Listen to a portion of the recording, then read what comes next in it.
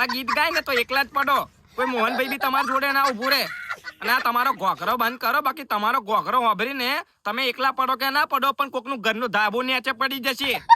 અને તમે જે સ્ટેજ ઉપર ઉભા રહીને ગાવશો ને સ્ટેજ હોય નીચે પડશે. ભાઈ બધાને કહેજો કે હું એકલી ના પડી, અમે બધા જોડે પડ્યા. ખરેખર જો કોઈ ખેતી કરતું હોય ને તો આ બેનના ગીતનો જોરદાર ઉપયોગ થાય. એનાથી કરીને ભૂંડ હોય, રોજડો હોય, જનાવરે બધું ખેતરમાં ના આવે.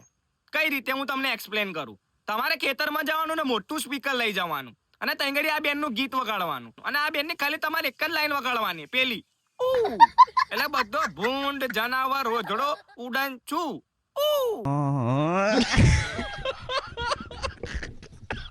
અને તમારે કોઈ ભાઈબંધનું લગ્ન આવતું હોય ને અને જો ઓર્ડર આલવો હોય ને તો કોમેન્ટમાં એ ભાઈને મેન્શન કરી દેજો. અને આ બેન કરીને ઓર્ડર એકદમ ફ્રીમાં કરે છે પણ જોઈ લેતા નહીં. પણ જ્યારે એ ગાવાનું ચાલુ કરે ને, પ્રોગ્રામ ચાલુ થઈ જાય ને પછી એ પ્રોગ્રામ બંધ કરવા માટે 1,01,01 રૂપિયા લેશે. અને જ્યારે તમે પૈસા આલવા જાવ ને તો તમારે આવું બોલવું પડશે. સાચી વાત ને બેન? બોલો તો તમે.